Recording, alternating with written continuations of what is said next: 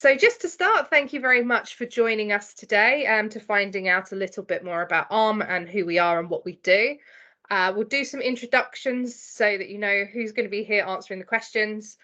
So I'll start with myself. I'm Katie Daines and I work in the early careers team here at ARM. And I work not an engineer, so I can't answer any of those questions, but can help with any sort of processes, what the application process is like from an operational perspective. And I will be here just really asking questions. So if you haven't got any, don't worry. I have got a load of questions that I can ask. And I'm going to do this in alphabetical order. So Charlie, do you want to start? Sure. So my name is Charlie Bridge. I have been in ARM for 11 years or so now.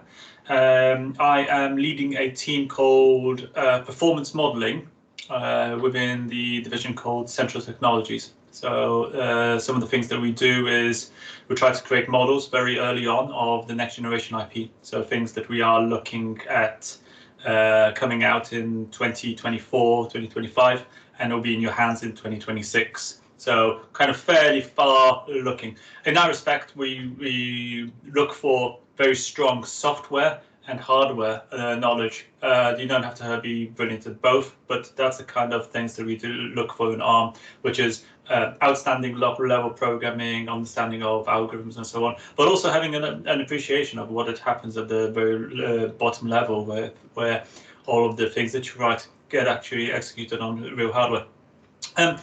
As well as, so my team is about 20 engineers now. As well as doing that, I do a lot of the kind of outreach type things, helping people get through the application process and so on. So if you do have questions about how do you get a job in industry, I should be able to help you out today. Okay. Fantastic. Thank you, Charlie. And Chris? Hopefully you can hear me. We can, yes. Okay, so my name is Chris Jones. I've been at ARM for over 20 years. I currently work in ARM's research function. I work in the systems group, so we look at, I should explain it the other way. We have 4 subgroups in research. One looks at very low level kind of silicon circuit stuff. One looks at architecture, so your normal processor architecture, microarchitecture stuff. One looks at systems, which is what we do, which is a mixture of hardware and software, but basically everything else. And then the other is machine learning. So the systems group also covers security. So in terms of what we're looking for, in terms of early careers and interns and stuff like that, particularly in the systems group, is people who are interested in security, people who are interested in how you build trustworthy systems that you can rely on, and that can be a mixture of pure software from formally verified software, all that kind of stuff, down to hardware implementations of algorithms and things for securing software. Fantastic. Thank you very much, Chris. And last but not least, Gilliam.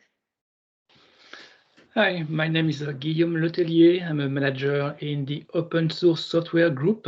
I used to be 20 years ago when I started at ARM, a software engineer. And what we do in our group is we mostly work on low-level software development, mostly on open source software. So what we like to do is when we do optimizations or when we implement features of the CPUs in our software, we like to understand how the hardware works to be able to do some good implementation, some good optimizations. I think that's it. Yeah. Fantastic. Thank you very much. Very well described there. And I was struggling to think if Charlie came before Chris. So that just shows that I definitely needed some more coffee this morning. But yeah, thank you very much for the introductions. So what we're going to start with, as I said, is a very brief presentation on who ARM are to give you a little bit of information. I always start these, and it's much nicer when we're in person and I can see people. So I'm going to do a raise of hand on this. How many people have heard of ARM? Hopefully us. Wow, okay. That is fantastic. We don't normally have that many people with their hands up. So if you want to put your hands down, and then anyone that didn't put their hand up, I'm going to ask you a question. Do you have a mobile phone? And I'm hoping the rest of you put your hands up. And that will sort of be the brief part before I go into, as I said, a very, very short presentation about ARM. So I'm just going to check that you can see my screen. Perfect. Thank you very much, Gilliam. Excellent. So as I said, today we're going to go through a little bit about who we are, a little bit around sort of the Made Possible by ARM, which is some of our stuff that our IP goes into, a bit about life. Katie, you're sharing your presenter desktop, not the slide one. Oh, okay. Just come out. Hang on a sec. Thank you, Charlie. Told you, trying to work out between Charlie and Chris, so I'm obviously having one of those moments. Let me just go back up this. Perfect. And thank you.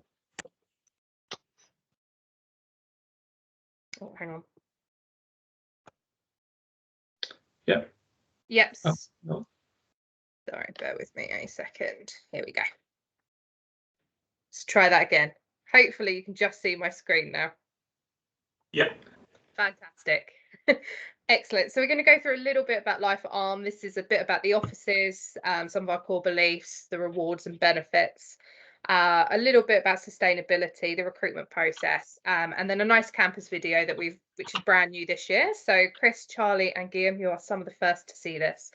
I know that sounds like a lot. I promise there aren't that many slides in it. So we're going to start with a very quick video. This is going to give a little bit of further introduction into who ARM are. There's some interesting figures in here about sort of how much of the world's population that are using ARM processors.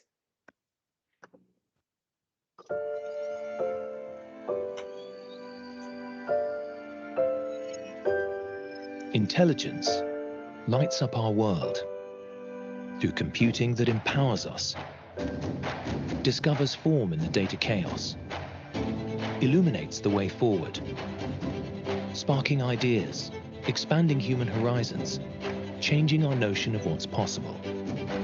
At ARM, we think about advancing intelligence everywhere. Brilliant people, brilliant partners. The power of specialized processing, sparking the world's potential. Touching over 70% of the world's population. Technology with unmatched performance to fuel the future.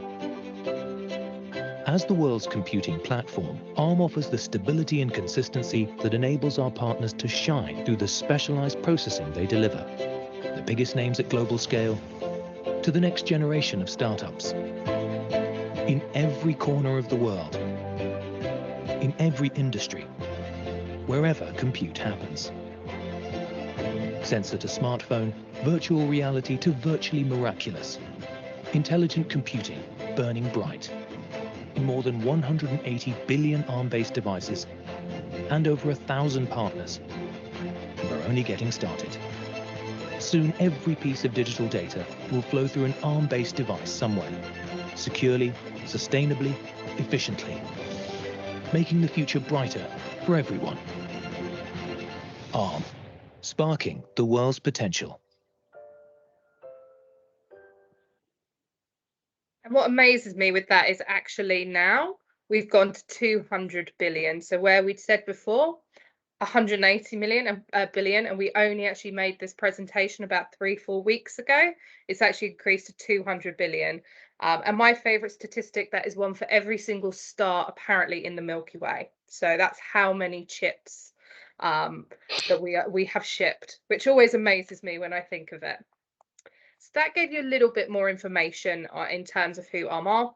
Some of the key sort of statistics for that is that 70% of the world's population have used ARM technology. So it gives you a bit of a scale of how far reaching that we are. 90% of wearables are powered by an ARM-based system on chip, with the #1 shipped GPU in the world and we have 2 billion ARM-based cellular modems shipped to date. So just some really, really big figures there to sort of where people think of us for mobile phone technology. And that's how I'd heard of ARM before I started here. Actually, we work across so many different sectors. And it's really interesting always for me to find out exactly how far reaching our IP goes. Little bit about sort of life for ARM. So we'd sort of done some work with some of our graduates. This is sort of Harrison, and his feelings were that there's a real sense of collective effort. There isn't hierarchy. And I definitely can say that for sure, that I've spoken to very senior people.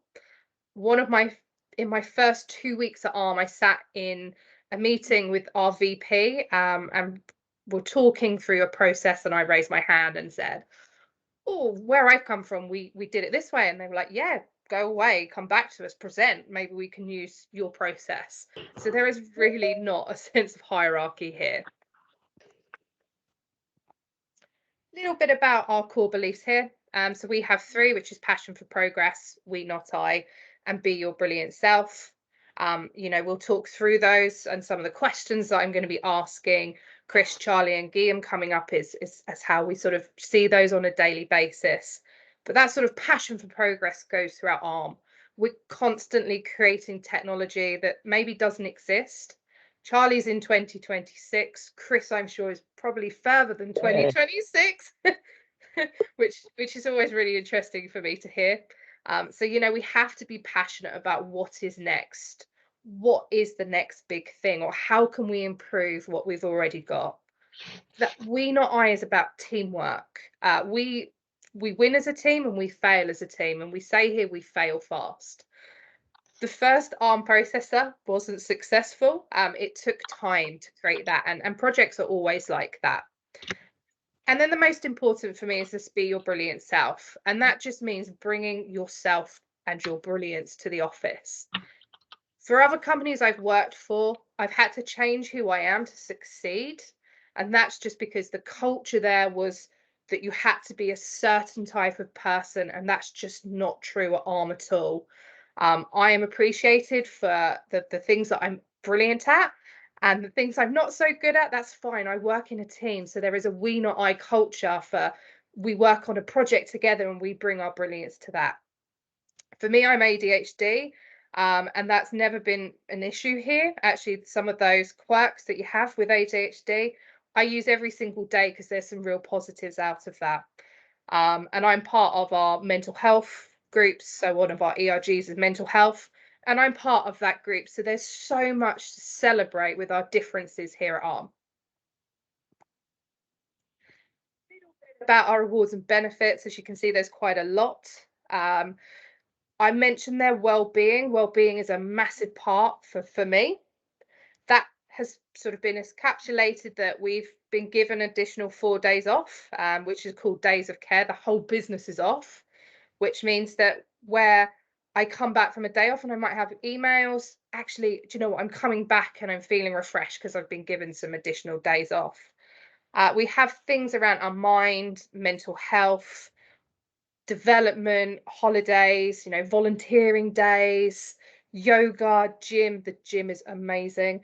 You know, flexibility with our work. So there's just so much that's encapsulated that forms part of your reward. We have 3 sites in the UK that we're going to talk about today. So we've got our main site in Cambridge, which you can see here. The top left-hand corner was the original barn, and that's how we were created over 30 years ago. It's definitely changed from there. You'll see the building on the right-hand side is our brand new campus. I say brand new. It opened in November and we got locked down in March. So we didn't get to use it much, but we've gone back to a hybrid version of working now. And it's a state-of-the-art building. You know, we've got the gym, as I just mentioned. We've got beautiful, beautiful space to work in. We've also got Manchester, which is our tech hub of the north. And as you can see, we've got lots of beautiful collaboration zones there. Decorated beautifully. I love the Star Wars room. It's one of my favorites, or the beanbag room, as you can see. It's kind of set up like this got sort of sand, which is really nice, but it's all about collaboration and, as I said, that working together. And then Sheffield as well, you can see Jim's there. It's a really collaborative office. It's a lot smaller, but from there is a lot of things that go on from a social aspect. For some reason, everyone there seems to be into climbing, wall climbing. So I've been there a couple of times and been taken out to do that. But once again, all of our offices are all around us collaborating and coming up with what the future holds. Have lots around learning and development when you join us. So we have mentoring programs. We all have access to LinkedIn Learning, which is a great resource. I've just taught myself Photoshop. And I was telling Charlie and Gilliam on another call, HTML.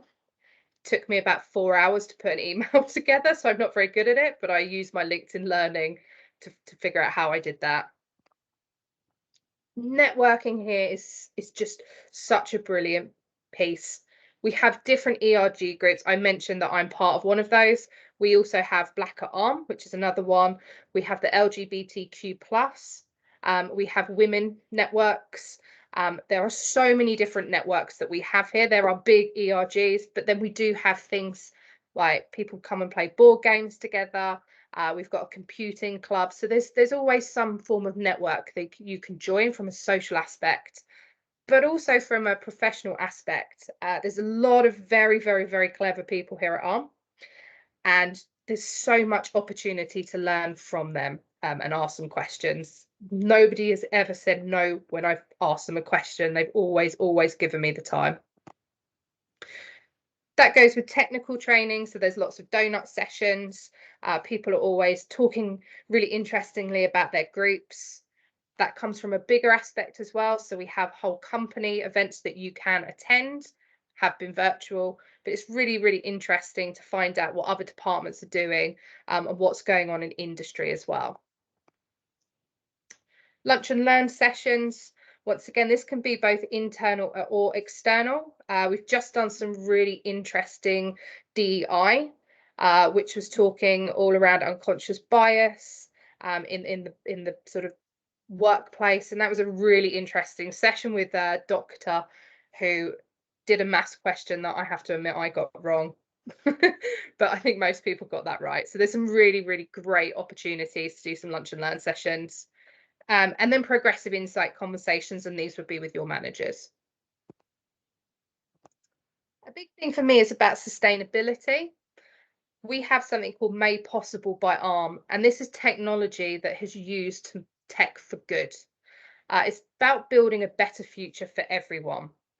We have a whole team that work on this, but the Made Possible by ARM has gone into things, VR headsets that's testing for unconscious bias in the classrooms, rainforests, so many different areas that our technology is being used for good. As you can see here, things around carbon emissions and decarbonising compute. So there's lots and lots and lots that we're doing with using our tech for good as well. Bit about the recruitment process. Hopefully at the end of this you'll want to apply. You're going to hear from the people that you really want to hear from in a moment, which is the engineers that'll be able to answer your technical questions. But the application process is that you would apply on our website. You would have either a telephone interview or a video interview. You then have a virtual final interview at the moment, and then a job offer from there. So we've tried to make it as easy as possible. We've tried to make it a nice process and nice and short. We try to stick to that as much as possible. And then I'm gonna finish, because this is from some of our fantastic people from some of our ERG groups talking about what they like about working at ARM. I've been part of ARM for nearly 4.5 years. And yeah, it's been awesome. We are at the forefront of many of the new technologies. 95% of the mobile devices in the world use ARM chips. My work is going to be appreciated by billions of people. What makes working at ARM so good is it's commitment to the people. I don't feel like a resource at ARM. I make enough money to have the lifestyle I want, spend enough time not working to do those things, and I'm still part of a competitive and important team that continues to push the industry forward year after year. In this difficult time, we are encouraged to take days off if we are not feeling well. Having an organization that is understanding to your personal needs is one of the best things that we could wish for. This makes me feel like I want to be a part of ARM forever, and they didn't tell me to say this.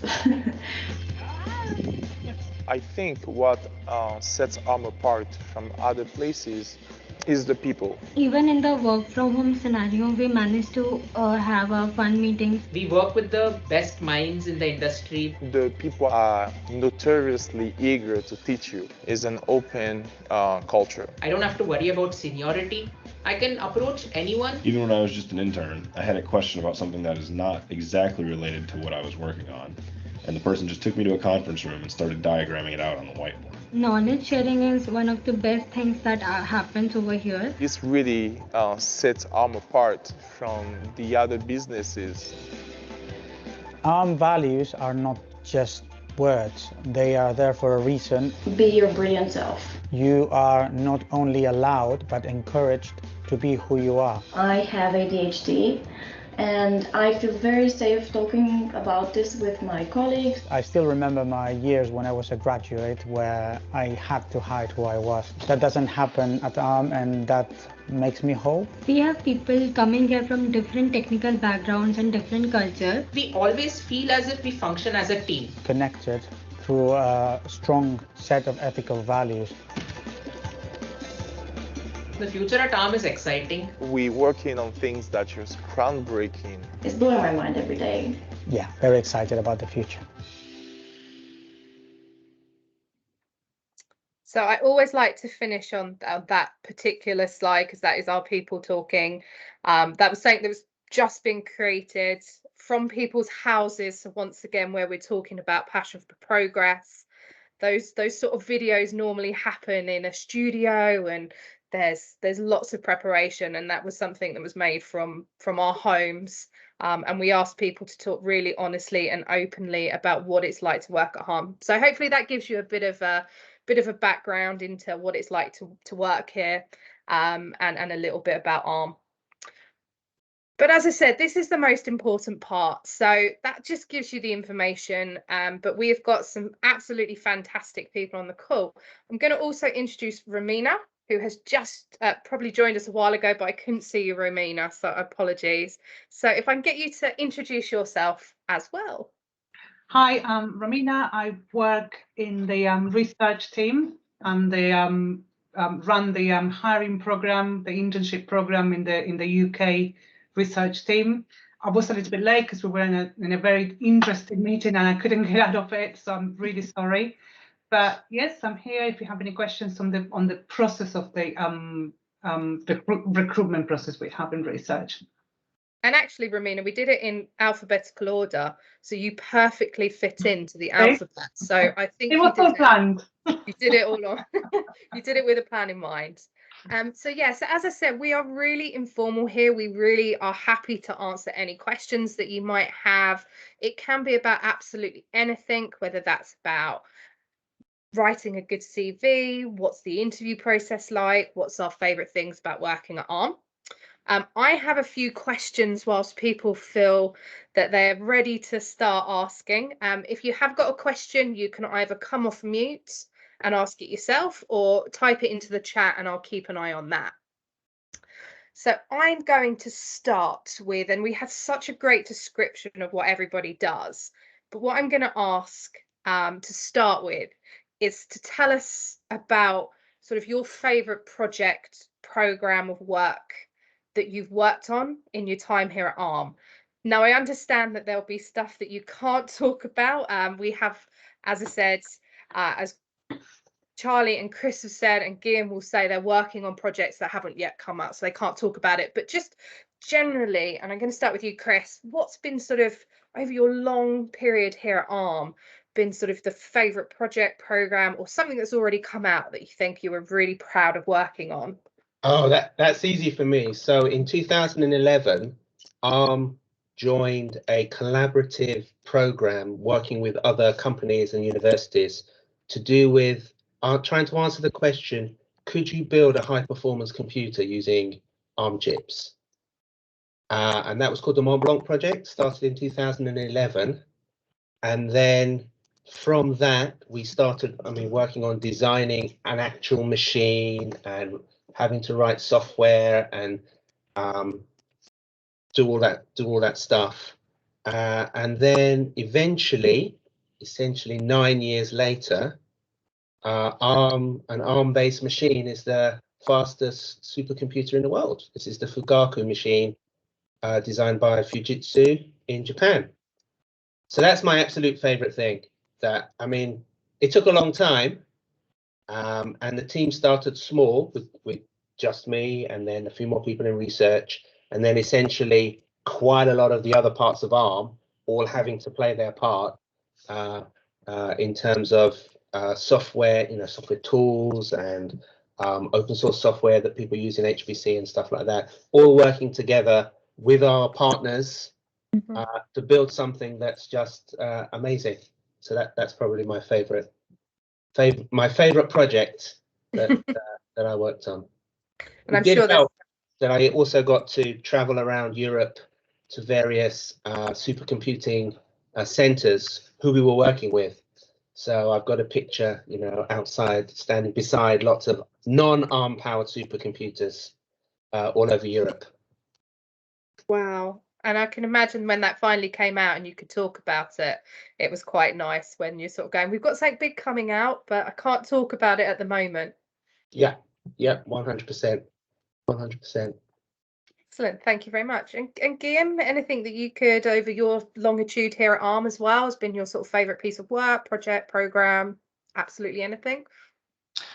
Yes, for me, it was a bit like Chris. It was 10 years ago. ARM started to introduce a new architecture, the ARM v8 architecture. We have numbers, and for us it was a big change because before it was just some steps, some small changes, but for this ARM v8 architecture it was everything was new. It was our first 64-bit architecture, and nothing was ready. So when you have something new like that, you need everything. We didn't have any CPU, so we needed some emulators. We didn't have any tools or compilers, so we had to create a compiler. There was no Linux distribution, so we have to create something from scratch. So it was something completely new, and it was as well collaboration between different teams, hardware, software, tools, compilers. So it was a big task.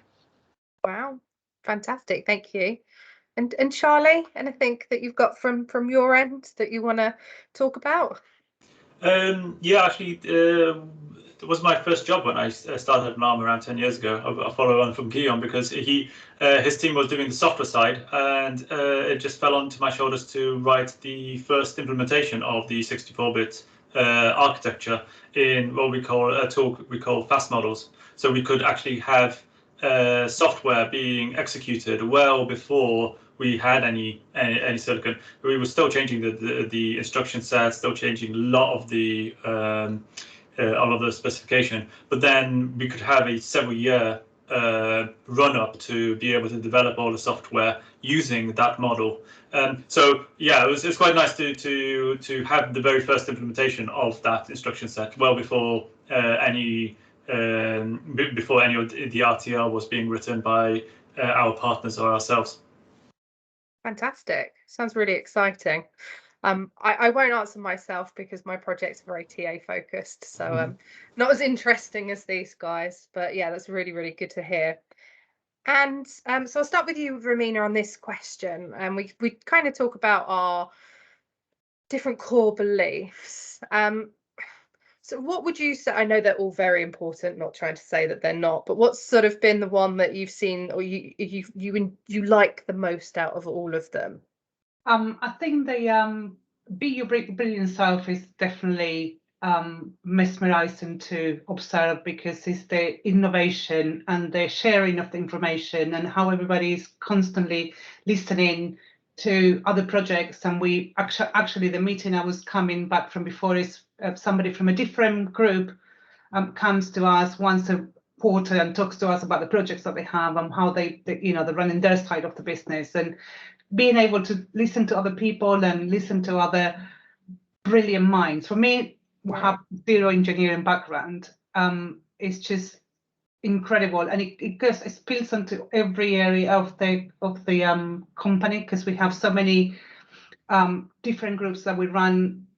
We call them alliance groups. So you have Pride Arm, Black Arm, we have the Neurodiversity group, the Women's Network, and the Team Arm, where we run challenges and work with different partnerships and charities. And that is just something I haven't seen in other companies I've worked, and it's inspiring. That's what I find.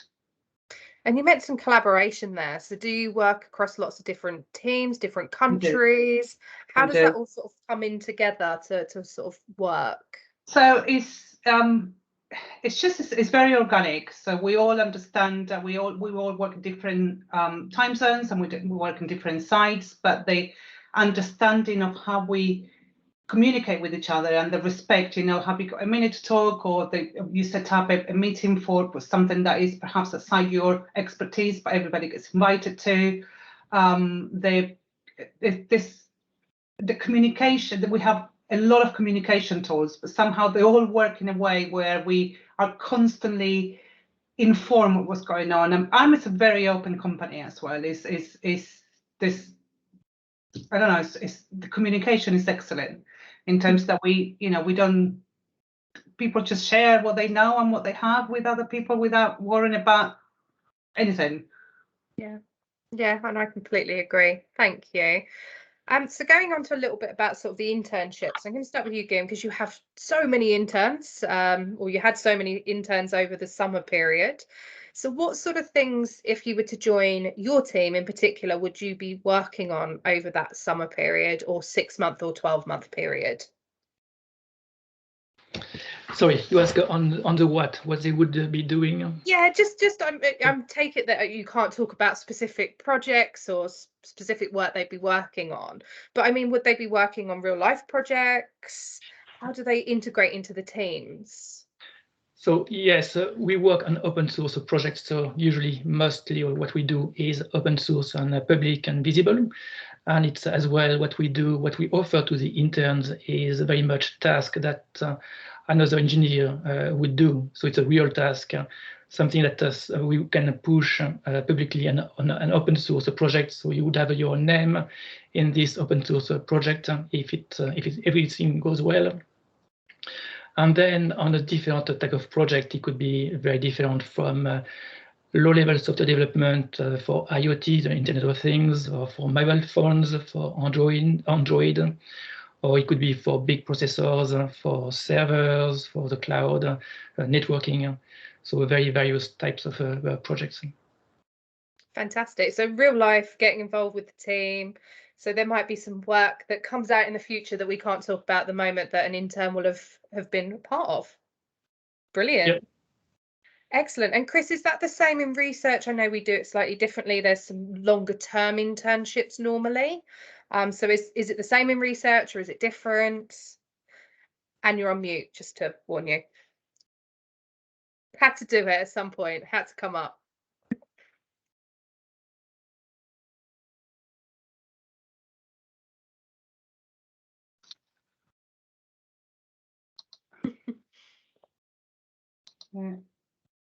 No worries. I'll come back to you, but have a think of that question. And Charlie, from your area, I know you had some interns in over the summer period. So is it similar to them working on real life projects?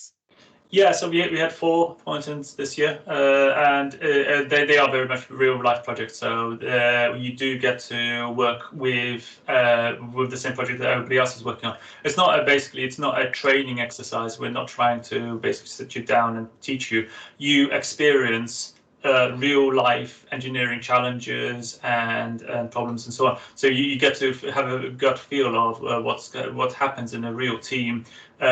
How do you work in a real team? That's the most valuable things you can get from an experience point of view with an internship. All the other stuff you can just learn from a book. That's the easy part. But we won't give you like projects which are kind of or tasks which are kind of time critical. So sometimes we have to deliver something, and if you completely mess it up, that's fine. You're not going to be like on the line here.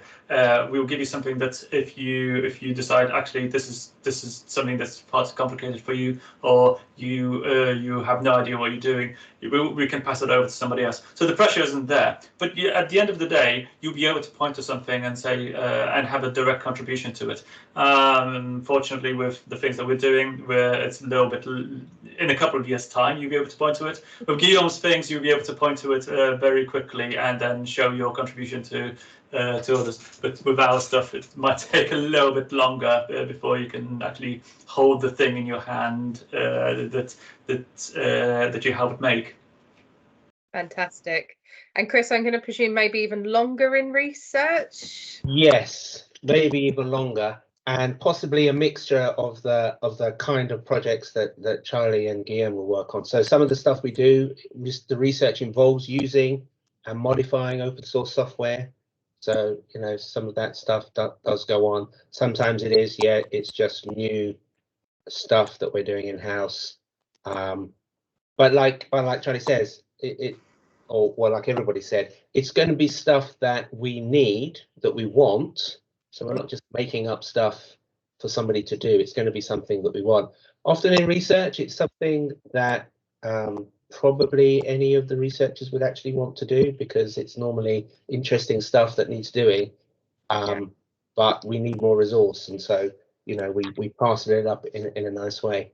One thing I would say to mention from your question before is, certainly in research, there's no obvious difference between an intern and everybody else. So all our interns get invited to all the meetings that everybody else gets invited to.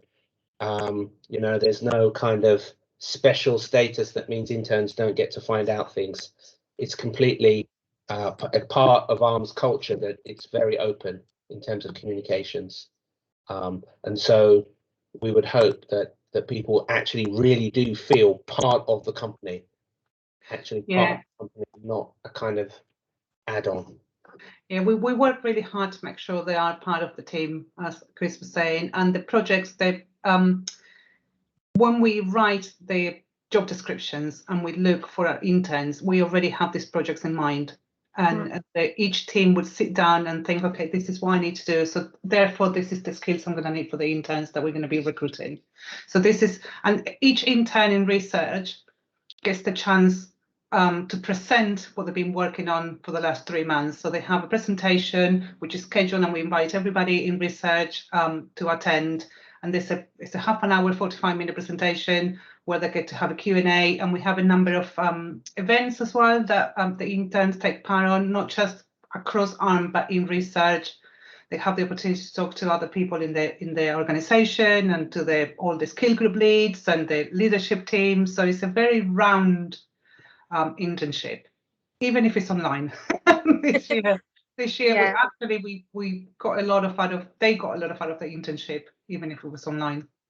Yeah, and I can definitely add from a summer program perspective, as Romina was saying there, we had lots of lunch and learn sessions. We had intern hackathon, coffee roulette. Charlie, I love your cat. Coffee roulette. You know, there was so much social activity as well. Next year, hopefully, we'll be back to hybrid working. So it will be office / home-based working. So we'll have those interactions. We even had a group of interns organising the social events. Yeah. And they took it very seriously, didn't they, Katie? They went to London. There was lovely pictures. Yeah. They went out. Yeah. That looked like a beautiful day. Yeah. Fantastic. And going on to the interview process. So Charlie, I'll start with you. What sort of advice can you give about writing a CV? What do you look for on that CV? Do you like a cover letter? How do you stand out from the crowds when putting your CV in? Okay, so I think that this is the norm for the industry. There's so many applications. The average time that people spend looking at your CV was very, very short. It's well under a minute. And the point of the CV is to just cover whether we know straight away that you are have the relevant skills and the relevant areas that you need for your job. So it doesn't need to be that long, doesn't need to be that detailed. What we look for is whether, if you are going for a position which involves C++, make sure you have C++ written on your CV. Make sure that you have filled all of the requirements that are listed in the job advert. I'm talking about this in general terms, not just in ARM. If there is some things that are on the requirements that you haven't mentioned in your CV, then do consider putting them in your CV. But obviously, you're not going to rewrite your CV for every single job. Sorry. For every single job, so you can just mention them in the cover letter. The cover letter doesn't need to be a particularly letter-like. All it is extra additional information that you wish to add as a part of that particular job application specifically. So if you have, if the job advert says you must have Android experience, but all you have mentioned in your CV was, oh, I've got mobile phone application writing experience, and you didn't mention Android by name. It's a good idea to stick it into the cover letter, say like, okay, but I did this particular Android application and this particular thing. Also, stick in your cover letter anything that's specific to that company. If you are applying for, let's say, ARM, and you have been messing around with ARM microcontrollers, mention that. There's a very good chance that somebody that is going to be reading your cover letter or CV has actually implemented the very thing that you were messing around with. The same thing for any other company. So if you, if you are going for a car industry type thing and you are applying for Volkswagen, mention that you did actually have that car and you fixed the carburetor or whatever. Chances are somebody will find that very, very interesting and very relevant. Fantastic. And Chris, anything different for research? Is it quite similar, that things that you look for on CVs? Yeah, it's definitely on the software side is, we'll be looking for people who can actually code, and are able to demonstrate that.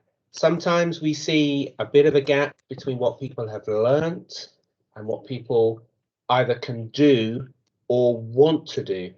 And so it's good to have confirmation on the CV. Not only have you studied various programming languages or whatever, but somehow you're able to indicate that you're willing and able to use those things.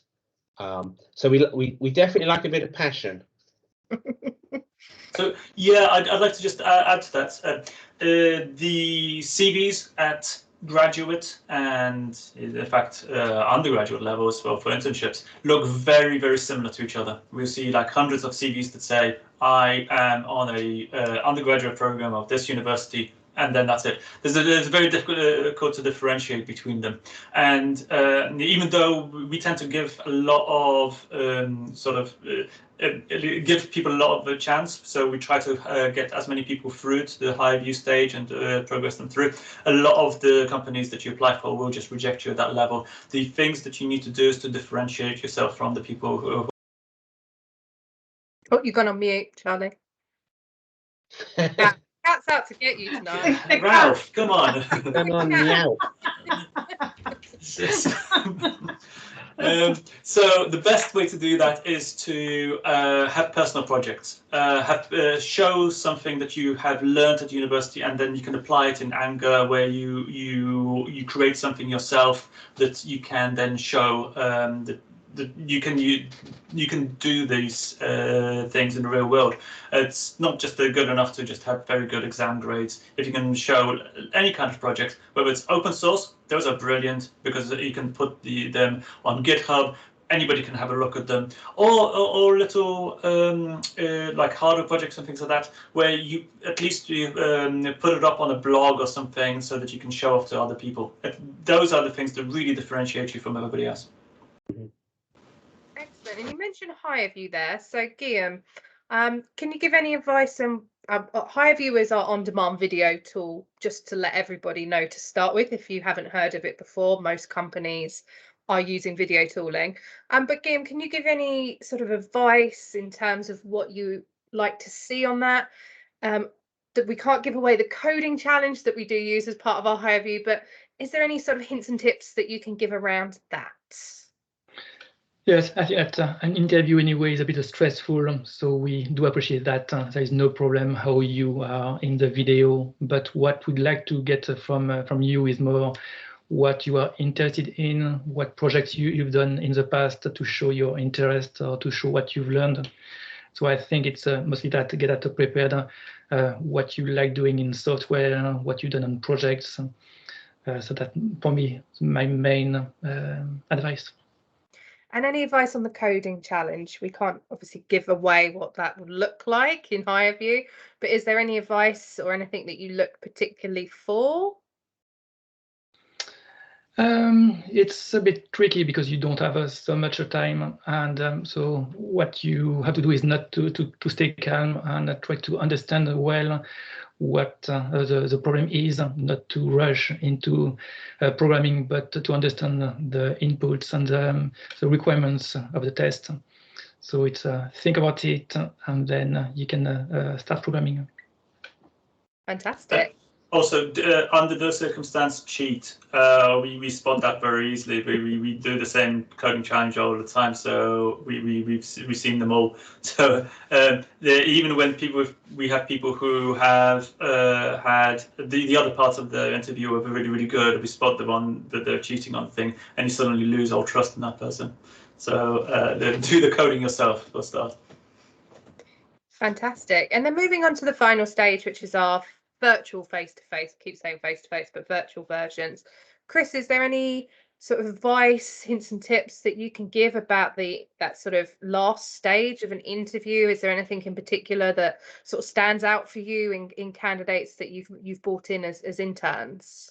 Yeah, so I mean, for research, we spend a lot of our time dealing with unknowns, and so often in our face-to-face kind of interviews, we're going to be asking people about things they don't know. We'll start off with things they do probably know, but very quickly we like to get into the things that people don't know, because we're looking for people who can deal with that. And so it's kind of it's kind of important, one, to make sure that if you don't know something, that you say that, because that's part of the problem solving process, is to be able to say, well, I've never studied this, I've never looked at this, I don't know anything about it. But the next important stage is to then go on to use what you do know and what you do know about to try and solve the problem. And so, that's for research, that's what we're definitely looking for, is for people who can apply what they do know to situations and scenarios where we have deliberately contrived it so that they don't know, so that we can see how they think and how they work. And so people who are successful at that stage of the process are the people who, say, I don't know, but I'm willing to go on and to try these different things that I do know about, and who are able to describe their thought process. So because we're not expecting people to actually know the answers to some of these questions. Some of the questions are deliberately, there is no right or wrong answer, but there is a right way to think about it and the right way to kind of approach the problem that and then we can have a discussion about, well, why did you do that? Or we can guide and say, what about if you knew this extra bit, would that help? And then we get into a kind of discussion, and the interview goes by in a flash, and then we get a much better picture of how people are going to react if they do get an internship and they're faced with, okay, here's this problem that we want to solve that no one knows the answer, or you don't know the answer, and you've only got 3 months, which means actually you've only got 2 months or whatever, once you've done everything. So yeah, that would be my advice, is to be upfront about what you do and don't know, but also to be willing to engage in the process of trying to get through and come to some kind of solution. Yeah, and Romina, I know that you organise most of this. I won't say herd cats and research, Chris, don't worry. But you kind of organise it, or you speak to every single sort of hiring manager within research. So is there any sort of advice that you could give of stuff that you hear they would like to see as part of that interview, as part of their application, from speaking to them all? I think it's exactly what Chris was saying. I mean, Chris is actually managing our, we have vacancies for each of our groups, but Chris manages the vacancies for the generic pool, which is those applicants that don't know exactly which group they will fit in. Then Chris will sort of divert them to the right place. So he knows how we all think in research and what we're looking for. But it's that ability to think a little bit outside the box and find. I often sit through the presentations the interns do at the end of the internship and think they're answering questions we didn't know we had, right? And they come up with solutions that we didn't perhaps know we needed. So this is it's just an amazing opportunity for all the interns, and it just have that open mind of saying, you know, I know how to code, I know how to do this, I know how to build that, but do I know how to envision the future from 10 years from now?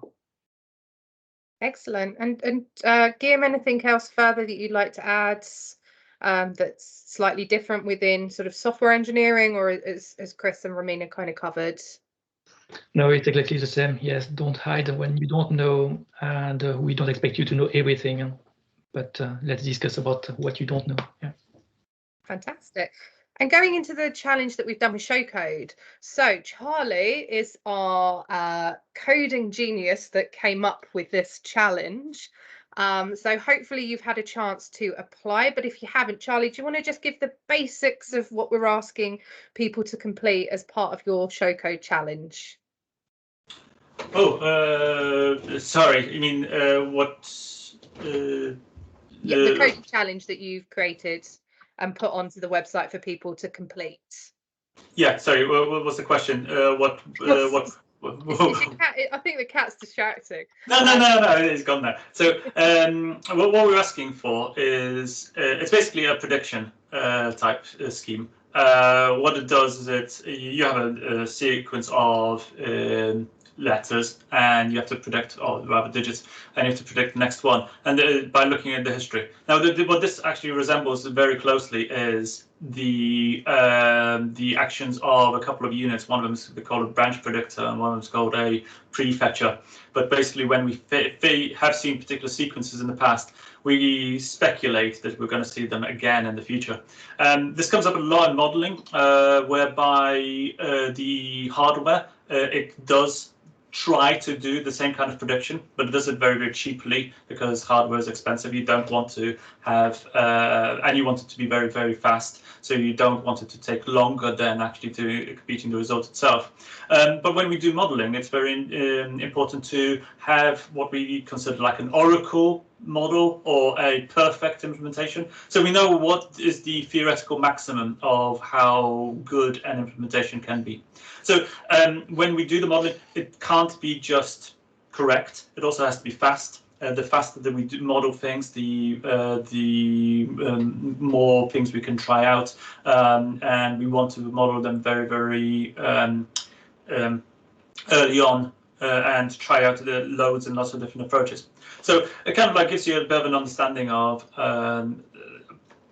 the kind of structures that we use, the kind of problems that we seek. These are, I think, when we look at this challenge and the one that we will have in the league, which we will announce sometime soonish, these will all be very sort of highly technical things that we look for in ARM. None of the problems that we are setting are things that you will have been done hundreds of times before. This is something that's kind of interesting.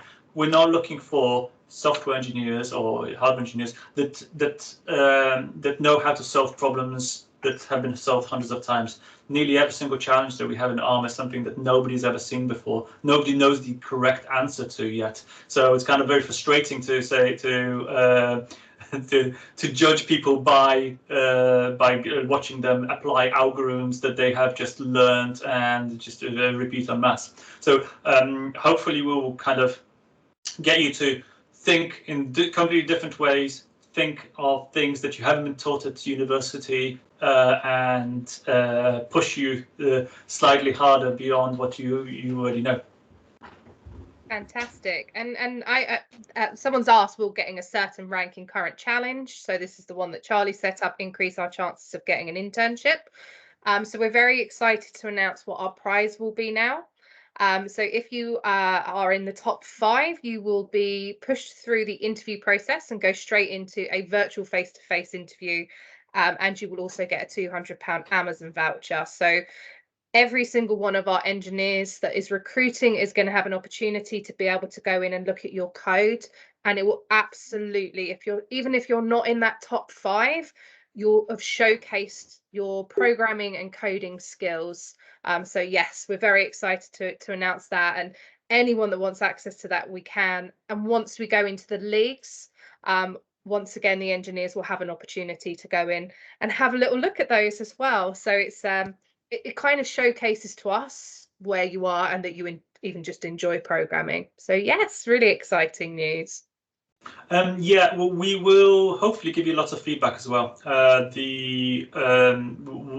the code challenge is over, we will try to show you what we would consider the best kind of submissions, why they were good, what was it about them. I'm hoping that we'll see some things that we haven't even thought of. So I haven't done I mean, Guillaume and myself have done the couple of the coding challenges ourselves, and let's see if some of you guys actually think of better solutions than we do. And when we go out to the leagues as well, we've been sort of working with a couple of our engineers, but we will be going out further to the business as well. So if the research team and hardware teams also want to set up challenges as part of that, we might see some different ones in there. But Charlie has been absolutely writing everything. I think you've got about 8 in reserve at the moment. Yeah. Myself and Paul have been writing them, yeah. Fantastic. So I've got a question. How important, and I'll start with Guillaume on this, how important is it to have experience with ARM products? We want a variety of different candidates, so I think it's not very important, but anyway, it's a good point to have experience with ARM and to tell us what you liked when working with ARM processors or ARM platforms. So some people, they work with some small development boards, so you can to us about that in your CV, what you've done with microbits or MedOS. So it's always good, but if you don't, it's okay. You can learn as well as part of the internship. It's good to learn everything about ARM. And going over to Chris, between now and internship starting, so just to let you know, I will be providing a code to you to register your interest. We're hoping to go live with our roles tomorrow into next week, so I will then let you know as soon as they're open. But between now and then and sort of before you start an internship, is there anything that you can kind of give advice on, Chris, that they could be doing in the background? Is there anything that they could be particularly learning or going outside to find out to help their application? For research? Yep. That's a really hard question because the kind of the spectrum of stuff that people you know, our internships, there's just such a wide range. Yeah. Let me think. I mean, I think it's probably too late to be learning new things. Yeah. What I think would be vital is to have an opinion on how technology such as ARM can make a difference. I think, in actual fact. Yeah. That's probably important to have that perspective. You don't have to know about everything, but you know, to be able to discuss ways in which ARM low power, embedded technology can make make an improvement in people's lives is probably helpful, because that's something, something that you can have as a goal, whether you have an internship at ARM or not, or whatever.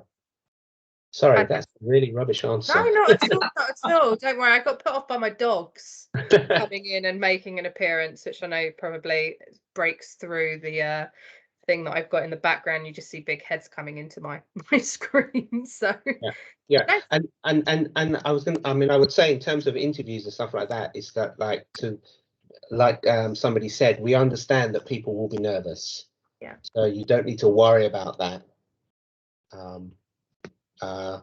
And like Romina said, being your brilliant self is the best plan. So you don't have to be what's the word? Somebody else just for an interview. So yeah. Okay, fantastic. And then sticking there with, I'm going to talk a bit about our locations. So I'm sure that not everybody is situated at the moment in Cambridge, Manchester, or Sheffield. So what sort of about Cambridge do you like? What's sort of what's your evenings look like? What do you get involved with? What's the local area like? Who to? Oh, sorry, Chris. Oh, okay. This is not, I'm probably not the right person to ask, because I don't actually live in Cambridge. I actually live in Bedford. Okay. So, yeah, I would find it really hard to answer that question for Cambridge, actually. It's punting. Sorry? It's punting, of course. You have to go to punting, the river. Cambridge is lovely. Cambridge is lovely. Cambridge is lovely.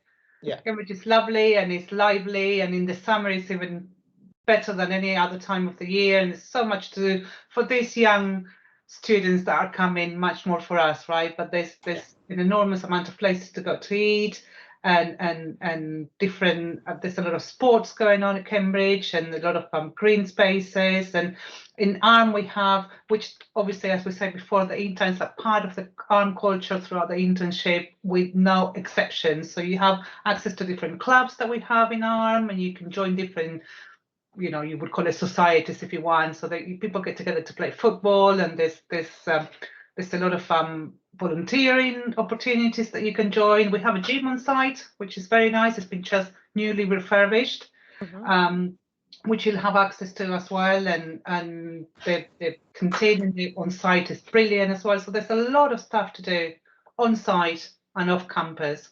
I do believe we still run the shuttle, right, Katie, into Cambridge? We do. Yeah, we still have the shuttle. It's a free shuttle service from and to Cambridge. So you even if you're based around campus for whatever reason, you can still use the transportation if you want to go out at lunchtime in the evenings. And Fulbourn is a little bit outside Cambridge, but there's still 2 or 3 good pubs, right, Chris? Yeah. Cambridge isn't so huge. No. You can cycle, all over Cambridge. You can walk if you want to, or you can use the scooters now. Yes, you can. Electric scooters scheme. True story. Hopefully not when you've just been to the pub. Wouldn't recommend, probably. No, don't drink and scoot. Yeah. This is not an ARM sponsored scheme, by the way. No. Thank you. And Charlie, I know you were in Manchester for a while previously, so can you talk a little bit about Manchester? What did you enjoy doing there? What's it like as a sort of hub of activity? Yeah, so the Manchester office is quite in the middle of the city, so it's fairly central. If you live on the Oxford Road corridor, it's very easy to get to, and it's one of the, so Manchester and Cambridge, and there's very few other places are very strong technical hubs. This is one of the, I would add, now I moved from Manchester to Cambridge because it's actually very easy to get a different position in around Cambridge. So should you wish to ever leave ARM, you're going to have lots and lots of different places around on your doorstep. Well, that was a little bit more difficult in some of the smaller places, some of the further up north. So yeah, it's that's a very, very strong advantage, especially as if you are starting up your career, you're never quite 100% confident that this is the right one for you, and that's something that's kind of normal. You're probably going to be very nervous actually settling down on a particular company that you might not be 100% sure about. So yeah, leaving your options open is pretty good idea. Something I'd like to just add about the interviews, as we were talking about them earlier. The interview process, you should be considering it as you are interviewing the interviewers as much as they are interviewing you. The way that we do interviews in ARM is very kind of like, as Chris was saying, it's a back and forth conversation, because that's basically the way that we're going to be working with you. You're going to be sitting there tackling a problem that nobody knows the answer to, and that's what you're employed to do, is to tackle something that nobody knows the answer to. Somebody can't come along and go like, oh, this is the correct way to do it.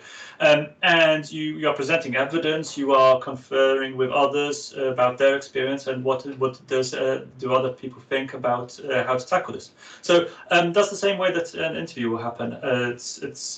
It kind of emulates the interactions that you will have on a daily basis. And if you walk away from that interview kind of like feeling happy and thinking like, okay, I walked away much smarter than when I walked in. I learned so much from that you think I want to do that every day for the rest of my life. That's a really good sign. If you're walking away going like, I was kind of like humiliated, and I didn't know the answers, and they didn't give me a slightest bit of a clue as to how to tackle this, then that's probably not a company for you. So do judge the companies that you apply for by their interviewers, because it's you have no idea what companies are like on the inside. You can't tell from the outside whether they are a friendly place or not. But for me, I know that we do this pretty well. We do treat people kindly and try to get the best out of them. So don't be afraid of the interview process. It's going to be pretty much easier than you kind of imagine. Fantastic. And has anyone been to, I've obviously been to Sheffield, I'm happy to talk about it, but has anyone, nope. So the Sheffield Centre, once again, is right in the middle of the town centre. It's very close to lots of bars, lots of restaurants and lots of shops. It's very close to the Primark there. So you can go do some nice shopping. It's a really sort of tight-knit community there, because it's our smallest in the UK office, apart from Warwick. So it is a very close-knitted community. Everybody kind of knows everybody. There's a lot of activity that goes on. They have gym classes, so they have body combat on certain days. So yeah, it's a very nice, sort of very friendly place to live, and it's a lot cheaper for a pint, I will say that, in Sheffield than it is in Cambridge. A glass of wine is very much cheaper in Sheffield than Cambridge, not compared to France, Guillaume, don't worry. So we're coming to the last 5 minutes, so this is always kind of my most important question that I always think, and I'll start with Romina, putting you on the spot here. What would be, so if you could, either you're giving advice to people that are at the beginning of their careers, beginning of that sort of journey into getting into whatever career they want to have, what one bit of advice, if you could think of your long career, we've all had quite long careers, would you think that is very important? For me, it's just think that everything you do, you don't know where it's going to lead to. Right, so your internship, you don't know what kind of doors it's going to open, what kind of things you're going to discover. Not only the try before you buy experience of an internship, because as well as us, having the range of meeting these interns and having a wide pipeline for future hiring, is the try before you buy for the interns. Right? Do I like ARM? Do I like the industry? Do I really indeed want to do this, or want to stay in academia? So this is something that you need to take as an opportunity of understanding that you don't know what it's going to lead to. And the networking is, for me, in this industry in particular, is the one thing that you need to do. Because Cambridge, as I like to call it the Silicon Valley of the UK, is very small, but very big at the same time. And everybody knows each other, and everybody knows of other people working in other companies. So you will, coming into a company like this one and having ARM on your CV will open so many doors, and will, you know people through different events that you can attend. So it is vital that you take this opportunity, as you don't know what's going to lead to in the future. Fantastic. And Chris? So I would say the number one thing is to always be willing to learn, because it doesn't matter when you finished you might finish your degree or your PhD or whatever. The temptation is to think, that's it, I'm done, I now know everything I need.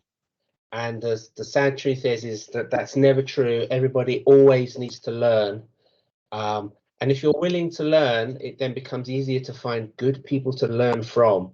The two things come together. You always have to be willing to learn, but actually it's crucial to find the right people wherever you are, wherever you're working, to learn from, because that's the surest way to get the right learning and to be able to make progress, I would say. And then in time, you become one of the people that other people are learning from. So it kind of, you're kind of learning and passing on what you already know. And that's really rewarding, and also really good for rounding out people's kind of career progression, to have that ability to pick up new things and also be developing other people. Fantastic. Gilliam? For me, it's pretty much the same thing, and it's to take the opportunity of the internship. So interns, they wanted to do some coding, they wanted to complete the task we give them, but actually take the opportunity to talk to people, do something different. Some interns, they don't do as much coding, and they said that they were very happy because at least they learned quite a bit. It was not just doing programming. And usually, us programmers, we don't spend our time to do some length of code. We have to learn, we have to think about the problem, so we spend much more time trying to solve a problem. So it's not just coding, but as well learning and talk to people, talk to project managers, talk to technology managers, product managers, other people, ask them about their career, what they've done, and how you can learn your ecosystem much more than just the coding part of the role. Fantastic. And Charlie? Yeah, so the catchphrase I always say is that as an undergraduate, you probably never heard of the company or the role that you're going to spend most of your life doing. That's something that you haven't actually had an opportunity to explore. Most of the roles in industry are not things that are visible from consumers' point of view. You might have heard of, Microsoft and the Windows operating system, or web browsers, whatever. The vast majority of the roles are, people who are writing database middleware, and somebody who's trying to get the grommets to be exactly aligned for some machine. So there's a whole hidden world that you haven't seen. So don't be afraid of exploring. There's an entire field that you're just not told about. So you will probably be doing something that you haven't heard of yet. So don't be afraid of having a look what is out there. Fantastic. And then I'll just finish off with mine, which is always find a culture that fits you. Don't fit yourself to a culture. And what I mean by that is that a company will have a culture, and that is just the core beliefs, as we said. And Charlie was talking about finding that out at interview, finding out what the people are like working there, and that's what we call culture. And don't ever, and you can be in a job for 2 months and think this culture does not fit me. And actually, from my mental health perspective, and from me having to change myself into somebody that I'm not, it's not beneficial. It's better to walk out and hand your notice in and leave a role for your mental well-being because the culture doesn't fit. You will succeed in a company where you fit the culture fits you. You shouldn't have to change yourself ever to succeed at a company, because it's just not the nicest. We're at time, so I just want to say a massive thank you to Romina, Chris, Gilliam and Charlie. We can't do these events without you, so I'm going to give you a round of applause, and I'm sure if we were in a nice auditorium or something now, first we'd be going to get some pizza afterwards. Unfortunately, I can't do that today, but just want to say a massive thank you for attending and sort of giving your advice. We have recorded this session as well, so Alex will share it around. And I'd say, if you can and you want to apply for ARM, I've just put the link in there. That will take you to this specific event, and then I will let you know as soon as the roles open. But you know, there's some really great advice for each of those different departments, so go and listen back, because you've kind of got a bit of a sneak preview of what our hiring managers here are looking for. But yeah, thank you so much. As I said, can't do it without you. Can't answer any of the engineering questions. Half it goes over my head, to be honest, when we start getting involved with the technicalities. So yeah, just want to say a massive thank you. If you've got any other questions, you know, either ping Alex, or I will put my email address on here as well, so you can always ping me, or you are more than welcome to add any of us on LinkedIn. The majority of us are on there, so please feel free to do that.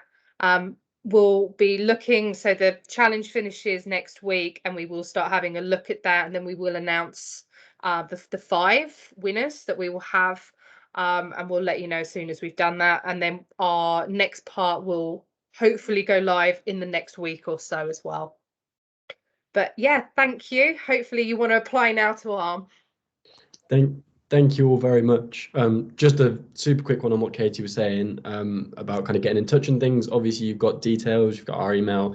The Discord server is always open for questions. We can feed it back. Charlie is on the Discord server for those of you that have been paying attention to the sponsors channel.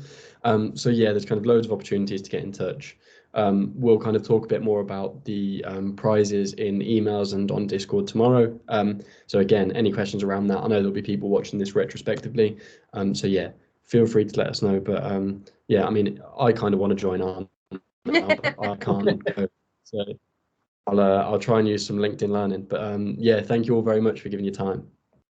No worries. Yeah, thank you, everybody, and hopefully we'll see you all soon. Thank you. Thank you.